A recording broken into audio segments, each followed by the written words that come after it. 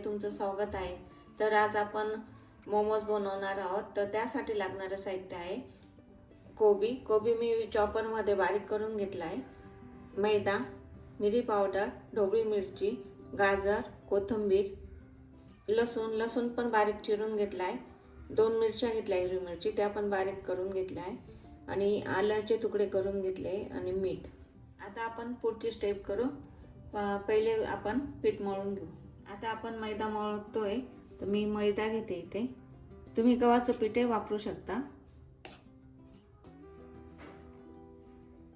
मीठ टाकू आपण इथे।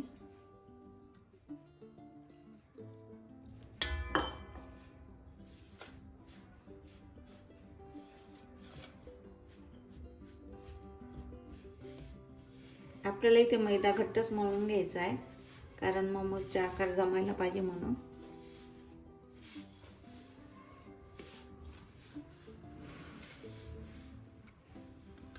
बघू शकता इथे मळून झाला आपला मैदा, छान कडक मळला आहे।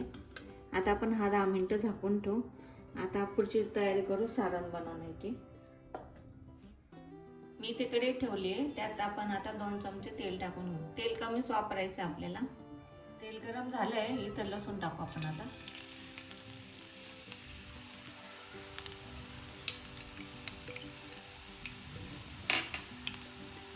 आलं टाकून घेऊ, कोबी टाकून घेऊ आता।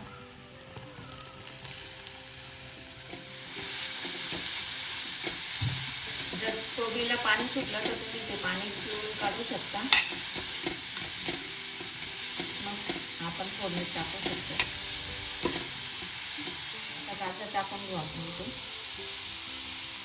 आता शिमला मिरची टाकून घेऊ आपण। मिरची टाकून घेऊ।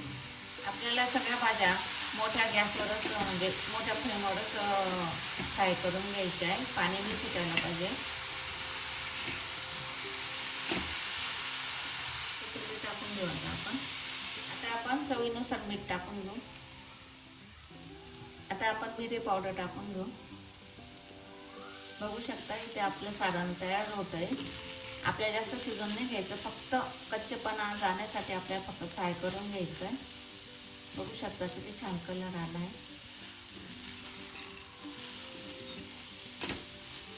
पाणी पण पूर्ण सुकून गेलंय त्यातलं। इथे आपलं सारण तयार झालंय।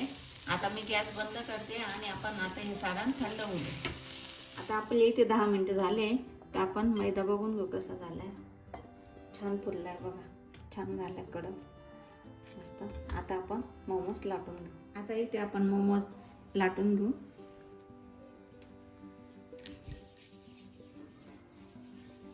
मी एक गोळा घेतलाय, लाटून घेऊ। तुम्ही तेलाचा हातही लावू शकता किंवा पीठ वापरू शकता, मैदा।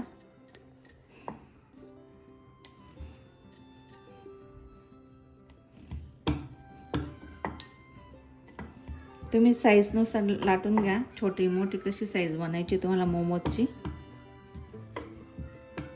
आपले लाटून झाले, मी आता सारण भरते।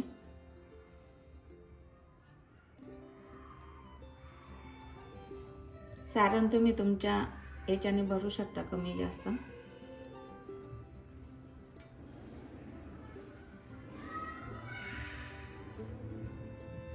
अशा प्लेट्स पाडून घ्यायच्या आपल्याला।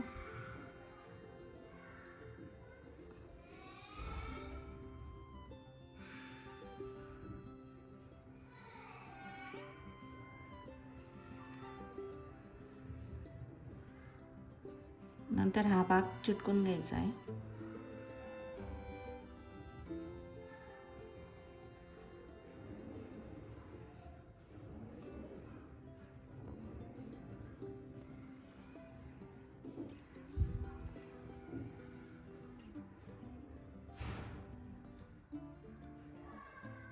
आपण इथे गाळणीला तेल लावून घेऊ, म्हणजे आपले मोमोज चिटकणार नाही। आणि एका बाजूला आपण गॅसवर पाणी गरम करायला ठेवून घेऊ। बघू शकता मी इथे सगळे मोमोज तयार करून घेतले। आता त्यांना आपण वाफवून घेऊ। बघू शकता इथे आपलं पाणी गरम झालंय। आता आपण मोमोज 10-15 मिनिटं वाफवून घेऊ।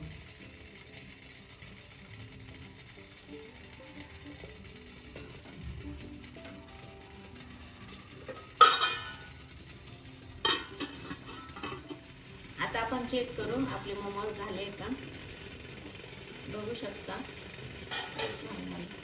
तर शिजले का कसे बघायचे, हात लावून बघायचं. झाले, चिटकले नाही हाताला तर समजायचं आपले मोमोज तयार. बघा चिटकत नाही, झाले.